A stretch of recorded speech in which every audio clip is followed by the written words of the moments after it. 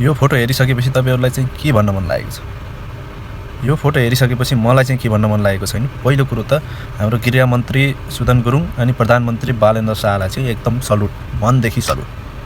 किनकि उहाँहरूले यस्तो नियम नबनाएको भए यस्तो देख्न पाइने थिएन कहिले पनि। अब लेन मिच्नु भन्दा अगाडि उले चाहिँ 50 चोटी सोध्छ कि लेन मिच्ने बित्तिकै उसको जागिर छ भने 2-3 महिनाको जान्छ, जागिर छैन भने त उले त अब ऋण खोजेरै तिर्ने हो। मान्छेले गोजाबाट पैसा निकाल्न भनेपछि मरे चाहिँ हाँस्छ। एक कप चिया खानलाई त पैसा निकाल्न खोज्दैन भने लेन मिच्यो भने 50,000 कहाँबाट दिने हैन? त्यही भएर गरिबले चाहिँ कहाँबाट दिन्छ भन्नुभन्दा अगाडि गरिबले चाहिँ किन चाहिँ नियमलाई उल्लङ्घन गर्ने त? नियम माने कसैले पैसा तिर्नुपर्छ भनेकै छैन। नियम उल्लङ्घन गरे, नियम पालना नगरेकोलाई चाहिँ पैसा तिराउने हो।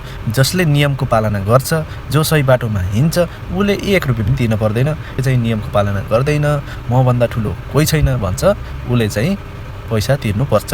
यो चाहिँ कानुनको हिसाबमा हो कि नै? पैसा जबसम्म यतिको फाइन लगाइन्थ्यो नि तबसम्म हाम्रो देश नेपालमा केही चाहिँ हुनेवाला थिएन। जब धेरै फाइन आयो, जनताहरू सही बाटोमा हिँड्न लागे। अब आन्दोलन गर्नको लागि पनि मान्छेले 10 चोटि हैन 50 चोटि सोचेर जानी कि नजानी, के छ कस्तो छ भन्ने अनि तोडफोड गर्ने, यिनीहरूले पनि 50 चोटि। यो कानुन चाहिँ एकदमै बवाल लाग्यो मलाई, एकदमै बवाल। अनि तपाईहरुलाई चाहिँ कस्तो लाग्यो कमेन्ट बक्समा एउटा मिठो कमेन्ट चाहिँ छोड्न नबिर्सनु होला। सबैको सामु पुग्नको लागि एक शेयर चाहिँ गर्न नबिर्सनु होला र लाइक, कमेन्ट, शेयर अनि एउटा फलो चाहिँ ठोकिदिनु होला है त।